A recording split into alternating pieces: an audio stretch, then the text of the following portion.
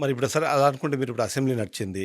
అక్కడ ప్రజా సమస్యల గురించి డిస్కస్ చేశాము అన్నారు. అంతేకాకుండా మీరు చూసారు పోస్ట్ అంటే అసెంబ్లీ అయిపోయిన తర్వాత మంచిగా స్పోర్ట్స్ ఈవెంట్స్ చేసుకున్నారు. తర్వాత నిన్న ఒక పెద్ద కార్యక్రమం కూడా చేసుకున్నారు. అలా హ్యాపీగా వాళ్ళు అసెంబ్లీ నడుపుకుంటూ వెళ్తున్నారు. సమస్యలు ఉన్నాయని మీరు రాష్ట్రంలో మీరు బయట వేదికల మీద చెప్తున్నప్పుడు అది అసెంబ్లీకి వెళ్లి చెప్తే బాగుండేది. లేదా నిన్న ఆ స్పోర్ట్స్ మీట్‌లోనో ఇంకో దాంట్లోనో కనీసం పార్టిసిపేట్ చేసి అక్కడ కూడా కనీసం మీరు ఉండాల్సింది అన్నది కొంతమంది భావిస్తున్నారు అనుకోండి. దానికేం సమాధానం చెప్తారు మీరు? సార్ ఇప్పుడు అసలు రాష్ట్రంలో ఉన్న సమస్యలేంటి? వీళ్ళు ఆడుకునే ఆటలేంది? ఈ రాష్ట్రంలో ఈరోజు 10వ తరగతి పరీక్షలు జరుగుతున్నాయి. హ్మ్. ఓ పక్క మీకు వీడియోలన్నీ వైరల్ అవుతా ఉన్నాయి. పిల్లలకు సంబంధించి వాళ్ళు ఇబ్బందులు పడుతున్నటువంటి వీడియోలు. మాకు పవర్ తీసేశారు. మాకు ఎగ్జామ్స్ ఉన్నాయని హాల్ టికెట్లు చూపిస్తే పిల్లలు పెట్టిన వీడియోలు ఒక పక్క వైరల్ అవుతా ఉన్నాయి. ఓ పక్క రాష్ట్రంలో అత్యాచారాలు, యాసిడ్ దాడులు 8 ఏళ్ల అమ్మాయిని 14 ఏళ్ల అమ్మాయిని 8 మంది గ్యాంగ్ రేప్ చేసినటువంటి పరిస్థితులు. ఇంత దారుణమైన సంఘటనలో ఓ పక్క రైతులకు గిట్టుబాటు ధర లేదు. నిరుద్యోగులకు సంబంధించి ఈరోజు ఒక్కళ్ళకి ఉద్యోగాలు ఇచ్చిన పరిస్థితి లేదు. ఉన్న ఉద్యోగాలు పీకేశారు. అట్లానే ఈరోజు రైతులు మిర్చి రైతులతో పాటు అనేక మంది రైతులు పడుతున్నటువంటి అవస్థలు కానీ ఎక్కడ వాళ్ళకి పట్టవు. హ్మ్. వాళ్ళు డ్యాన్స్లు వేసుకోవాలి, లేదంటే ఆడుకోవాలి. ఆటలు ఆడుకోండి, ఎవరు కాదన్నారు. ముందు ఈ సమస్యలను పరిష్కరించి ఆడుకోండి. రెండు మీరు అన్నట్టు మేము పార్టిసిపేట్ చేయాలని అన్నారు కదా, మేము దానికి సంబంధించి వెళ్ళనప్పుడు దీంట్లో ఎందుకు పార్టిసిపేట్ చేస్తాం? హ్మ్. రెండోది ఆడటానికి ఆటలకు సంబంధించి ఇక్కడ ఒకటైతే క్లియర్గా చెప్తున్నాం. వాళ్ళు సంబంధించినటువంటి దాంట్లో మీరన్న ఆటలో తెలుగుదేశం పార్టీ జనసేన కూటమి ఆటలా, లేదంటే రాష్ట్ర ప్రభుత్వానికి సంబంధించి అందరు ఎమ్మెల్యేలకి సంబంధించిందా? అందరు ఎమ్మెల్యేలు కదా, మరి అవును. తోటి ఎమ్మెల్యేలని లేదంటే సాటి సభ్యుల్ని అవమానకర రీతిలో వాళ్ళు స్కిట్లు చేస్తారా? ఏం చేశారంటున్నారు? నిన్న వాళ్ళు సాంస్కృతిక కార్యక్రమాలను పెట్టి హ్మ్. ఏం చేస్తారు? ఎకిల్ చేష్టలు లేకీ చేష్టలేగా చేసింది. అవి సాంస్కృతిక కార్యక్రమాలా? మీరు మీడియాలో పనిచేస్తున్నారు. సాంస్కృతిక కార్యక్రమాలు అంటే ఎట్లా ఉంటాయి? ప్రజలకు వినోదాన్ని పంచుతూ మెసేజ్ ఓరియంటెడ్ ఉంటాయి. అవును. మెసేజ్ ఓరియంటెడ్గా అందరికీ ఏదో చైతన్యపరిచే విధంగా ఉంటాయి సాంస్కృతిక కార్యక్రమం మనం చూసాం. కానీ వీళ్ళు ఒక ఇద్దరు ఎమ్మెల్యేలు, హ్మ్. ఒకళ్ళేమో జనసేన ఎమ్మెల్యే యలమంచిలి సుందరపు విజయ్ కుమార్, ఇంకొక అతనేమో హెచ్చర్ల ఎమ్మెల్యే ఈశ్వరరావు. వాళ్ళిద్దరూ జగన్మోహన్ రెడ్డి గారిని పట్టుకొని వాడు 11 వాడు, ఆ 11 ఆడితో నాకేం పోలిక.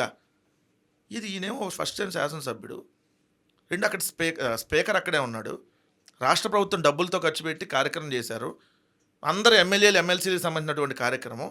దాంట్లో తోటి ఎమ్మెల్యేని మాజీ ముఖ్యమంత్రిని పట్టుకొని వాడు వీడు, హ్మ్. ఇది లేకి ఎకిల్ చేష్టలు కాకేందండి? కడుపుకు అన్నం తినేవాడు ఎవడన్నా ఇట్లాంటి స్కిట్లు చేస్తాడా? మీరు ప్రజాప్రతినిధుల పోరంబోకుల? నేను సూటిగా అడుగుతున్నా. హ్మ్. పోరంబోకులు కూడా ఇట్లాంటివి చేయరు. మీరు ప్రజాప్రతినిధుల హోదాలో ఉండి చేస్తున్నారు.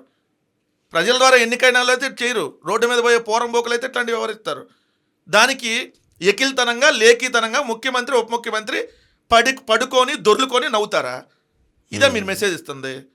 సూపర్ 6 ఎదురా నాయన అంటే మేము చండాలపు స్కిట్లు చేస్తాం, లేదంటే వెకిల్ చేష్టలు చేస్తాం, లేఖీ చేష్టలు చేస్తాం. మీకంటే లేఖీగా వెకిల్తనంగా వాళ్ళే కొద్దిగా బెటర్ ఏమో. హ్మ్. అంత దారుణంగా నేను వ్యవహరిస్తా ఉంటే ఏమని వెళ్ళాలి మీరు చెప్పండి? కానీ మీకు అవకాశం ఉంది కదా ఇట్లాంటి ఇప్పుడు. సభలకు పోవాలా, లేదంటే ఇట్లాంటి కార్యక్రమాలకు వెళ్ళి అటెండ్ అవ్వాలా? ఓ మాజీ ముఖ్యమంత్రిని పట్టుకొని, ఓ పార్టీ అధ్యక్షుడు, ప్రతిపక్ష నాయకుడు ఆయన పట్టుకొని వాడు వీడు, హ్మ్. వాడితో నాకు కంపారిజన్ అంటాడు ఆ సింగిల్ టైం ఎమ్మెల్యేగా గెలిచినటువంటి ఆయన. నేను అడుగుతున్నాను కదా, ప్రజాప్రతినిధుల పోరంబోకులు మీరు? ఎస్.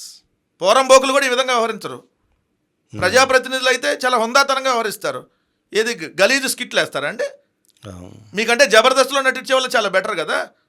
మీరు నిన్న వ్యవహరించిన తీరు చూస్తే ఏంది అసలు ఏటిపోతుందండి రాష్ట్రం? మనం ఏం మెసేజ్ ఇస్తున్నాం పక్క రాష్ట్రం వాళ్ళకి? ఈ రాష్ట్రంలో ప్రజాప్రతినిధులు అంటే ఇలా లేఖీతనంగా ఉంటారు, ఇలా ముఖ్యమంత్రి ఉప ముఖ్యమంత్రి ఇలా ఎకిల్తనంగా నవ్వుతారని చెప్పి మెసేజ్ ఇవ్వదలుచుకున్నారా? చాలా తప్పు. ప్రజలను కూడా గమనించమని చెబుతున్నాం. ఎలాంటి వాళ్ళు ఈరోజు వచ్చి అదేదో ఉంటుంది, ఎవరినో తీసుకొని వచ్చి సింహాసనం మీద కూర్చోబెడితే ఆ సింహాసనానికి వాల్యూ పోతుందని. హ్మ్. ఈరోజు చూస్తే ఎలా ఉంది ఈ ప్రజాప్రతినిధుల ఇల్లు? అరే మీరు ప్రజలకు సంబంధించి ఓరియంటెడ్గా మంచి మెసేజ్ ఇవ్వండి. ఈ రాష్ట్రంలో శాంతి భద్రతల సమస్య ఉంది, లేదంటే మహిళల మధ్య జరుగుతున్నటువంటి ఘోరాలకు సంబంధించి మహిళల మధ్య ఎలాంటి అఘాయిత్యాలు చేయకూడదని ఒక మెసేజ్ ఓరియంటెడ్ సాంస్కృతిక కార్యక్రమాలు చేయండి. ఎవడొద్దండి దాన్ని.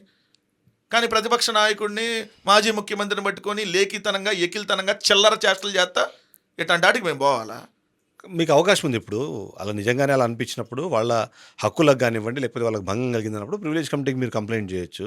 లేదా స్పీకర్కి డైరెక్ట్గా మీరు రూలింగ్ ఇవ్వమని, లేకపోతే దాని మీద ఏదైతే ఉందో మీరు కంప్లైంట్ ఇచ్చే అవకాశం ఉంటుంది. దానైనా యూజ్ చేసుకుంటారా? లేకపోతే మీరు జస్ట్ ఎవరంటే ఇప్పుడు మేము కంప్లైంట్ ఇస్తాం ప్రివిలేజ్ కమిటీ? ఎవరు ప్రివిలేజ్ కమిటీలో ఉండేది? ఈ ఉన్న 164 మందేగా. ఏది మమ్మల్ని లేఖీతనంగా ఎకిల్తనంగా చిల్లరగా బిహేవ్ చేస్తా మా మీద ఏదైతే స్కిట్లు చేస్తున్నాళ్ళే కదా ఉండేది. కొత్తగా ఉంటారు ఆ ప్రివిలేజ్ కమిటీలో. సాక్షాత్తు స్పీకరే మమ్మల్ని పట్టుకొని దొంగలు అంటాడు. ఇంకా మేము ప్రివిలేజ్ కమిటీకి పోయి ఏం చేయాలి? సో మేము ప్రజల్లోకి వెళ్తాం. ప్రివిలేజ్ కమిటీలు ఏం అవసరంలా. ఈ ప్రభుత్వంలో న్యాయం జరగదు. వీళ్ళు అసలు ఈ స్పీకర్ అనేటటువంటి వ్యక్తి ఆ చైర్లో కూర్చోడానికే అర్హత లేనటువంటి వ్యక్తిని తీసుకొచ్చి కూర్చోబెట్టారు. స్పీకర్ కాకముందే అతను జగన్మోహన్ రెడ్డి గారు చచ్చిపోవాలి, భౌతికంగా ఇంకా బతికే ఉన్నాడు కదా, భౌతికంగా లేపెత్తే కానీ పోదు అన్నటువంటి వ్యక్తి. ఇక అట్లాంటి వ్యక్తుల దగ్గర ఏం న్యాయం జరిగిద్ది? ఇట్లాంటి వాళ్ళ దగ్గర ఏం అర్థవంతమైన చర్చ జరిగిద్ది? జగన్మోహన్ రెడ్డి గారిని పట్టుకొని ఆ పొట్టాడు ఈ పొట్టాడు అని ఆయన ఇంకోళ్ళు డిప్యూటీ స్పీకరు, వాడు వీడు అనేవాళ్ళు ఎమ్మెల్యేలు, కింద ముఖ్యమంత్రి స్పీకర్లు కూర్చొని ఎకిలి లేఖితనంగా చేష్టలు.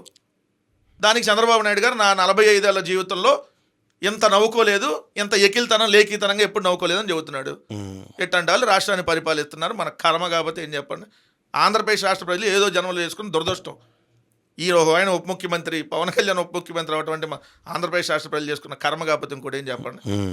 ఈయన చంద్రబాబు నాయుడు ఈ వయసులో కూడా ఇన్నిసార్లు మోసం చేశాడని తెలిసినా ఏ దయ వల్ల అయ్యాడో, మరి మళ్ళీ ముఖ్యమంత్రి అయ్యాడంటే రాష్ట్ర ప్రజలు చేసుకున్న కర్మే కదా. సో ఖచ్చితంగా టైం ఉంది. 5 ఏళ్ళలో ఒక ఏడాది ఆల్రెడీ అయిపోవచ్చింది, ఇంకా 4 ఏళ్ళు